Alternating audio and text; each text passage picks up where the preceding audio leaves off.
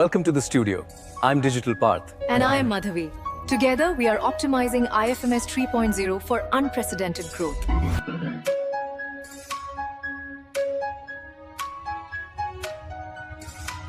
आइए जानते हैं RITMS के माई डैशबोर्ड मेन्यू के बारे में।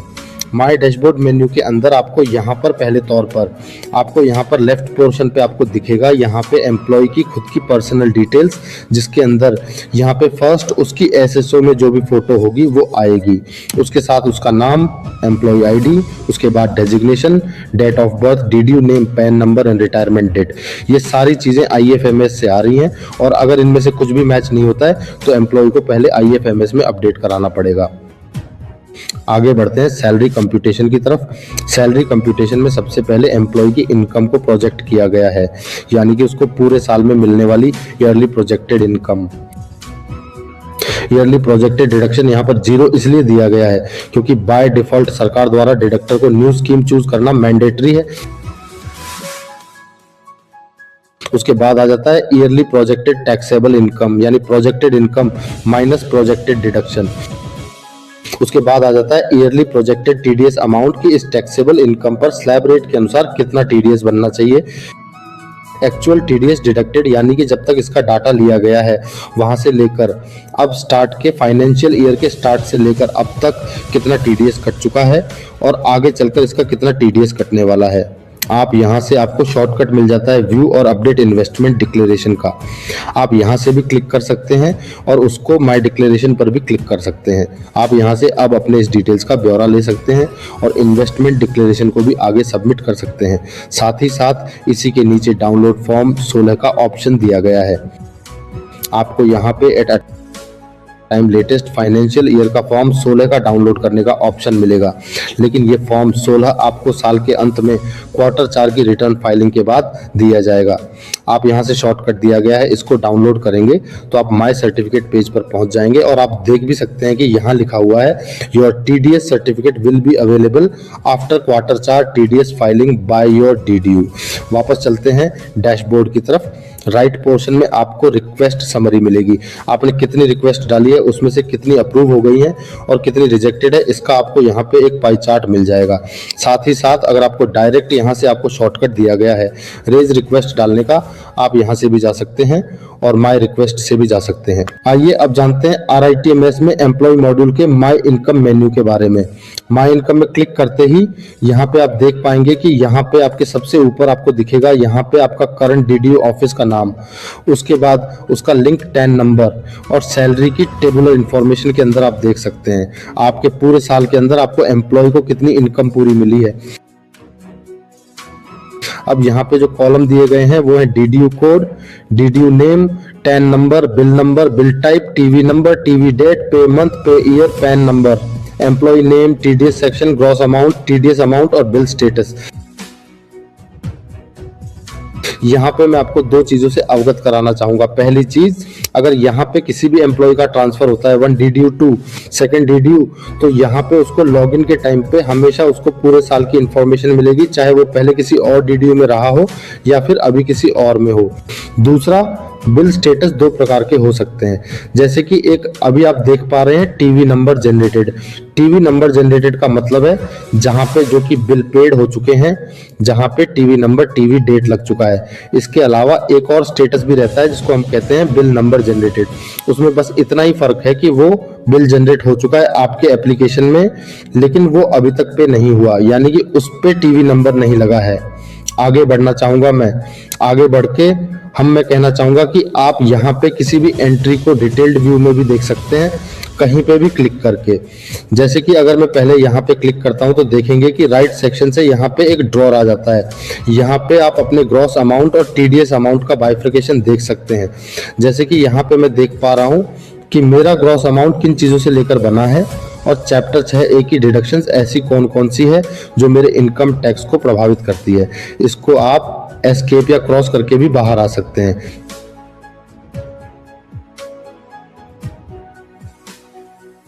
यहाँ पे फाइनेंशियल ईयर का ऑप्शन दिया गया है। अगर आप इससे पुराने सालों या आगे आने वाले सालों का देखना चाहे तो वो भी देख सकते हैं। यहाँ पे एक डाउनलोड का बटन भी दिया गया है जिसमें ये पूरा डाटा एक्सेल और पीडीएफ दोनों रूप में डाउनलोड करने की सुविधा दी गई है। जैसे कि पीडीएफ पे क्लिक करेंगे तो हम ये देख सकते हैं कि ये पूरा आप प्रिंट और डाउनलोड कर पाएंगे।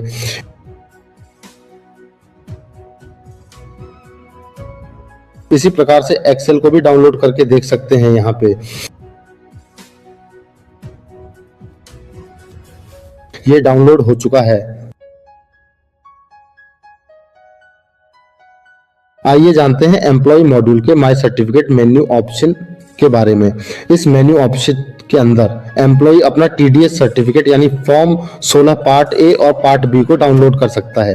याद रहे, एम्प्लॉय अपना फॉर्म 16 तभी डाउनलोड कर सकता है जब डीडीयू उस साल की क्वार्टर 4 24 क्यू की टीडीएस रिटर्न को फाइल कर ले। आगे बढ़ते हैं। My declaration. माय डिक्लेरेशन असल में पूरा एक आपकी इनकम का ब्यौरा है। यहाँ पर आपकी करंट फाइनेंशियल ईयर लिखा होता है, कौन सी रिजीम बाय डिफॉल्ट डिडक्टर ने चूज कर रखी है वो बताता है, और नीचे आपके 9 प्लेइंग कार्ड्स हैं जो कि बताते हैं आपकी हर इनकम का ब्यौरा। जैसे कि अगर हम ग्रॉस इनकम में जाएं तो ग्रॉस इनकम पे क्लिक करेंगे तो एक ड्रॉर बनकर आएगा जो कि नेट इनकम आपके एम्प्लॉयर ने कितनी दी और अब वो इनकम तक प्रोजेक्शन कैसे बना, आप एक आई बटन के थ्रू जान सकते हैं। इसके अलावा यहाँ पे अगर आपकी कोई भी एग्जाम्पशन है सेक्शन 10 में, यानी कि कोई एचआरए है या फिर आपका कोई सेक्शन 10 के एग्जाम्पशन है जैसे कि ग्रेच्युटी है, लीव इनकेशमेंट है, तो अगर वो है तो यहाँ वो माइनस हो जाएगी।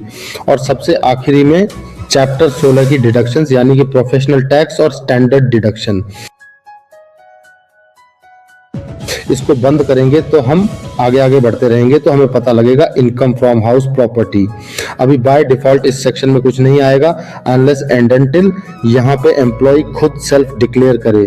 सेल्फ डिक्लेयर करने के लिए आपको डिक्लेरेशन सबमिट करना पड़ेगा, जिसकी बात हम अभी आगे करने वाले हैं। उसी तरह यहाँ पे है एनी अदर इनकम जो कि एम्प्लॉय खुद ब खुद सेल्फ डिक्लेयर करेगा। आगे बढ़ते हैं फोर्थ पे यानी कि डिडक्शंस। अभी सारी स्कीमों के अंदर एम्प्लॉयर को गवर्नमेंट की तरफ से न्यू स्कीम करना मैंडेटरी है। इफ एनीवन, अगर किसी को ओल्ड स्कीम की तरफ रुख बदलना है तो वो डिक्लेरेशन के थ्रू बदल सकता है। अभी न्यू स्कीम के अंदर अगर आप 80C, बाकी ओल्ड स्कीम के अंदर सारे सेक्शंस अवेलेबल हैं। अगर आप डिडक्शंस चैप्टर 6 के डिडक्शंस में 80C की तरफ जाएं तो देखेंगे आई सेक्शन में कि ईपीएफ जैसी APF, SI premium, GPF, bonus और इन चीजों को कंप्यूटेशन में लिया गया है, पर नेट डिडक्शंस में 0 कर दिया गया है क्योंकि आपकी स्कीम न्यू है। अगर आप इसको बदलना चाहते हैं तो डिक्लेरेशन में ओल्ड स्कीम ऑप्ट करके आगे बढ़ सकते हैं। ये सारी चीजें इनेबल हो जाएंगी। आगे बढ़ते हैं तो 80D की तरफ देखेंगे। 80D के अंदर आपका मेडिकल प्रीमियम आ जाता है या फिर कोई प्रिवेंटिव हेल्थ चेकअप के अंदर अगर आपने 5000 तक का कोई अमाउंट कैश में खर्च किया हो तो वो भी आप ले सकते हैं। अगर किसी को डिक्लेयर करना है तो हम आगे डिक्लेरेशन में इसकी बात करेंगे। आगे है any other deduction. 80C 80D को छोड़ के अगर कोई भी अन्य डिडक्शन है उसका ब्यौरा हम यहाँ पे आपके लिए सेव रख रहे हैं। आगे बढ़ेंगे जहां पे हम आपका प्रोजेक्टेड नेट प्रोजेक्टेड इनकम लेकर आते हैं, यानी कि आपका total projected income minus total deductions. उस पे कितना टैक्स बनता है स्कीम के हिसाब से और स्लैब रेट के हिसाब से यहाँ वो कंप्यूट होता है। नेक्स्ट प्लेइंग कार्ड के अंदर हम देखेंगे कि अगर आपका कोई रिबेट है, ओल्ड स्कीम में है तो 12,500 की रिबेट, न्यू स्कीम में है तो 25,000 की रिबेट है, तो हम वो यहाँ वो कंप्यूट कर रहे हैं। यहाँ पे रिलीफ का मतलब है कि अगर एरियर के द्वारा अगर हमें कोई रिलीफ मिल रहा है तो यहाँ वो कंप्यूट हो रहा है। एंड लास्ट में टैक्स, अगर आपका माइनस में फिगर आ रहा है तो ज़्यादा आपका रिफंड बनेगा, और अगर पॉजिटिव फिगर है तो ये आपका बचा हुआ टैक्स आपके बचे हुए महीनों में और कटेगा। तो इस ब्यौरे के बाद अगर आपको इसमें कुछ भी बदलना है तो यहाँ पे नीचे एक बटन दिया गया है डिक्लेरेशन का। इस डिक्लेरेशन को बटन को क्लिक करते ही आप यहाँ पे आप देखेंगे एक ड्रॉर खुलता है और लेफ्ट हैंड साइड पे इनकम टैक्स कैलकुलेटर खुल जाता है। आप न्यू स्कीम से ओल्ड स्कीम जाएं या ओल्ड स्कीम से न्यू स्कीम में जाना चाहते हैं तो यहाँ से ऑप्ट कर सकते हैं। और इन दोनों में कितना फर्क पड़ेगा इनकम में आपके टैक्स पर, तो उस कैलकुलेटर को यूज करके आप देख सकते हैं कि आपके लिए कौन सा ज्यादा बेनिफिशियल है। साथ ही साथ यहाँ पे प्रोजेक्टेड और फाइनल का बटन दिया गया है। इस बटन में फर्क ये है, साल के एक फिक्स डेट से पहले तक हम आपसे सिर्फ प्रोजेक्टेड डिक्लेरेशन मांगेंगे। प्रोजेक्टेड और फाइनल में फ़र्क ये है कि प्रोजेक्टेड में आपको अटैचमेंट्स मैंडेटरी नहीं है, यानी कि इन्वेस्टमेंट प्रूफ देना मैंडेटरी नहीं है। बट फाइनल डिक्लेरेशन जो भी डेट फिक्स होती है उसके वो विंडो एक्टिवेट होने के बाद से आपको फाइनल डिक्लेरेशन में अटैचमेंट प्रूफ्स लगाना मैंडेटरी है। प्रोजेक्टेड डिक्लेरेशन को आप साल में कई बार एडिट कर सकते हैं अपनी सहूलियत के हिसाब से, लेकिन फाइनल डिक्लेरेशन को सबमिट करना मैंडेटरी है। Projected will not be considered as final, और फाइनल डिक्लेरेशन को सिर्फ एक ही बार ही डाल सकते हैं। तो इन फर्कों को आगे बढ़ते हुए देख हम आगे बढ़ते हैं। अगर आप न्यू स्कीम की तरफ जाएंगे तो आप देख पाएंगे कि यहाँ पे दो तरह के ही सिर्फ आपको फायदे उपलब्ध हैं एम्प्लॉय को। फर्स्ट है इंटरेस्ट ऑन हाउसिंग लोन, और 80 सीसीडी दो आपका एडिशनल कंट्रीब्यूशन है एनपीएस की तरफ। अगर कोई इसमें ऑप्ट करना चाहता है तो वो यहाँ पे अमाउंट डाल सकता है, उसको एक्स्ट्रा अमाउंट 50,000 का बेनिफिट मिल जाएगा। और इंटरेस्ट ऑन होम लोन में ये एक कैलकुलेशन है कि आप ये न्यू स्कीम के अंदर कभी भी नेगेटिव नहीं हो सकता, तो आप इंटरेस्ट ऑन होम लोन उतना ही क्लेम कर सकते हैं जितना आप रेंट दिखाएंगे।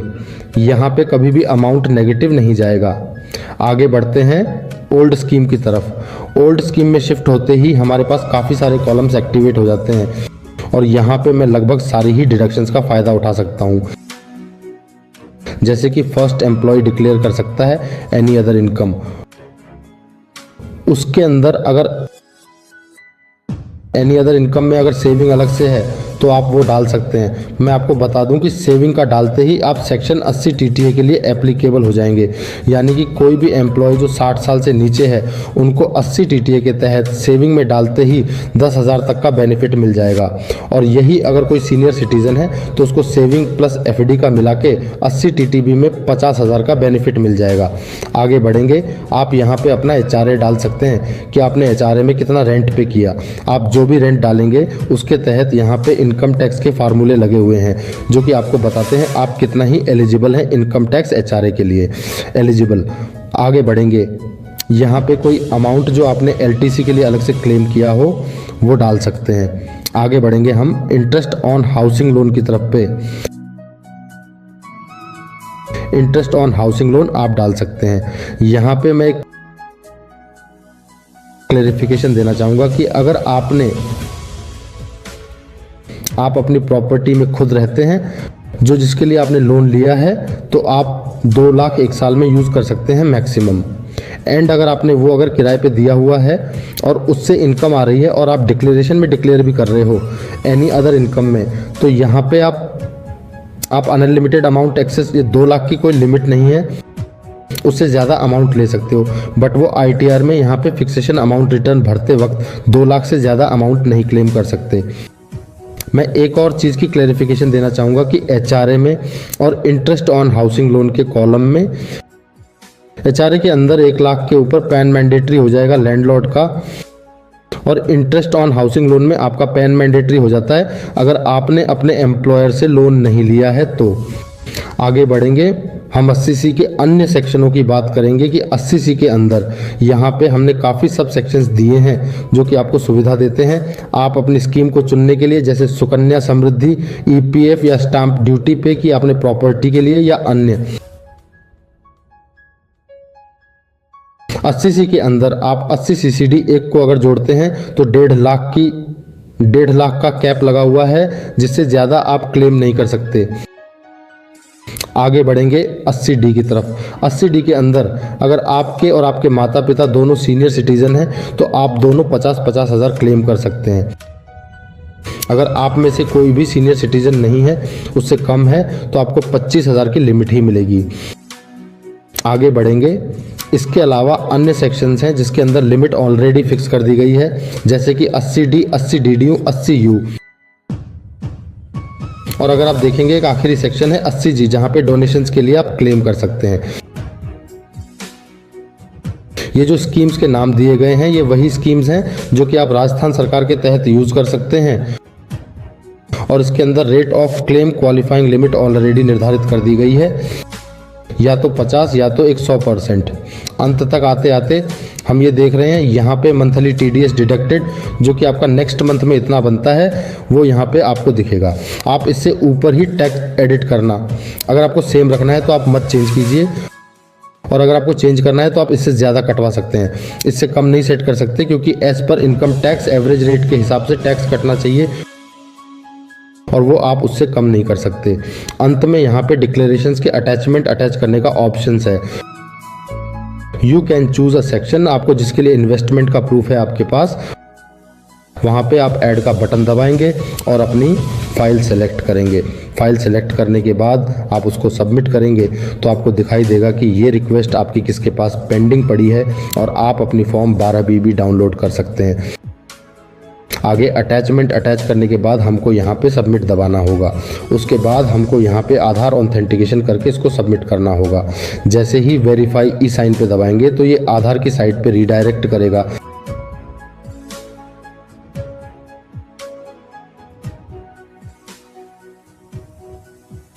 जहाँ पे हम अपना आधार नंबर डाल के इसको वैलिडेट कर सकते हैं।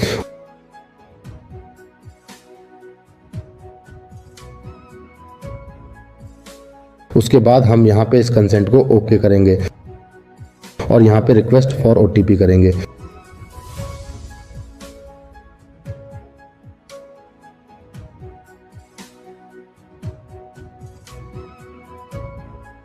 OTP डालने के बाद सबमिट पे क्लिक करेंगे और देखेंगे कि यहाँ पे कैसे ये वैलिडेट हो जाता है और डिक्लेरेशन ऑटो सबमिट हो जाती है। सक्सेस लिखा हुआ आया, ये टैब अपने आप ऑटो क्लोज होगा, वैलिडेट होगा और यहाँ पे आप इसको डाउनलोड कर सकते हैं। आइए जानते हैं एम्प्लॉय मॉड्यूल के माय रिक्वेस्ट सेक्शन के बारे में। माय रिक्वेस्ट मेन्यू ऑप्शन के अंदर एम्प्लॉय द्वारा डाली गई सारी तरह की रिक्वेस्ट का स्टेटस यहाँ पे वो देख सकता है। यहाँ पे वो देख सकता है कि उसकी कितनी रिक्वेस्ट इन प्रोग्रेस है, अप्रूव्ड है, रिजेक्टेड है या डिलीटेड है। नीचे दी गई रिक्वेस्ट डिटेल्स के अंदर वो यहाँ पे अपनी राइट सेक्शन में अपनी यहाँ पे रिसेंट एक्टिविटी देख सकता है। इसके साथ साथ यहाँ पे उसके पास 2 ऑप्शन है जिसमें वो अपनी रिक्वेस्ट करी गई रिक्वेस्ट को डिलीट भी कर सकता है और एडिट भी कर सकता है। एडिट मेन्यू के अंदर वहाँ पे वो अपने दिए हुए कमेंट्स को ऐड या अपडेट कर सकता है और देख सकता है कि उसने क्या डाला था। साथ ही साथ वो अपने दी गई अटैचमेंट को और भी अगर एक्स्ट्रा देना चाहे तो वो बढ़ा भी सकता है ऐड फाइल मेन्यू के थ्रू। वापस जाने के लिए यहाँ पे बैक का ऑप्शन है। इसके अलावा यहाँ पे डिक्लेरेशन की सारी रिक्वेस्ट माय रिक्वेस्ट मेन्यू में आके कन्वर्ट हो जाती हैं। इसके अलावा और भी कुछ 2 तरह के रिक्वेस्ट है जहाँ पे वो रेज रिक्वेस्ट में डाल सकता है, जिसमें पहली है एम्प्लॉय रिलेटेड और दूसरी है help desk related. Employ related request के अंदर उसके पास यहाँ पे एक सब मेन्यू ऑप्शन आ जाता है जहाँ पे वो एम्प्लॉय पैन करेक्शन के लिए रिक्वेस्ट कर सकता है। एम्प्लॉय पैन करेक्शन के अंदर वो यहाँ पे अपना रिस्पेक्टिव फाइनेंशियल ईयर चूज करके एंट्री सर्च कर सकता है। सर्च मेन्यू दबाने के बाद उसके पास लिस्ट ऑफ रिकॉर्ड्स के लिए यहाँ पे मेन्यू इनेबल हो जाता है कि वो अपने कौन से रिकॉर्ड्स में पैन करेक्शन कराना चाहता है। सपोज यहाँ पे ये एम्प्लॉय अपनी फर्स्ट और थर्ड एंट्री में पैन करेक्शन कराना चाहता है तो यहाँ पे वो 2 एंट्रीज को सेलेक्ट करके प्रोसीड कर सकता है। उसके बाद उसने IFMS में करेक्शन कब कराई वो उसको सेलेक्ट करना होगा। अपना अपडेटेड पैन नंबर डालना होगा। हम यहाँ पे कोई भी एक पैन नंबर डाल देते हैं और उसके बाद उसको स्क्रीनशॉट लगाना होगा कि उसने IFMS में ये अपडेशन कब कराए। उसके बाद यहाँ पे कमेंट्स ऐड करने के बाद उसको रेज कर सकता है।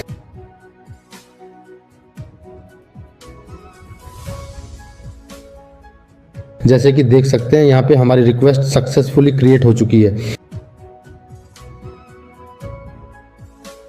अब उसके साथ हम एक नई और रिक्वेस्ट डाल के देखते हैं।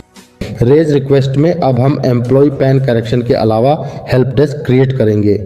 मैं आपको यहाँ पे बताना चाहूँगा एम्प्लॉय रिलेटेड रिक्वेस्ट में जो पैन करेक्शन थी वो रिक्वेस्ट आपके DDU के पास जाती है और DDU से अप्रूव होने के बाद ही यहाँ पे करेक्शन की जाएगी। दूसरी तरह की जो रिक्वेस्ट है हेल्प डेस्क रिलेटेड रिक्वेस्ट, ये डायरेक्ट RITMS हेल्प डेस्क की टीम के पास आएगी, जिसके अंदर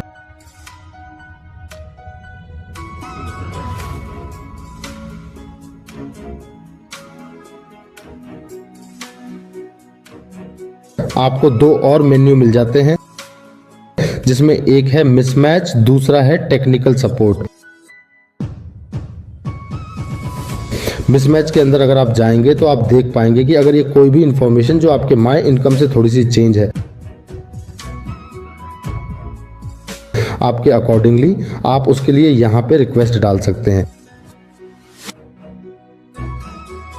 दूसरी टेक्निकल सपोर्ट, अगर आपको कोई भी ये एप्लीकेशन समझने में कोई दिक्कत है, या if you request a call back so you can raise the request by telling your problem, और आप यहाँ पे उसका स्क्रीनशॉट लगा देंगे तो हमारी टीम आपको कॉल बैक करेगी या उसको रेजोल्यूशन प्रोवाइड कर देगी। Thank you.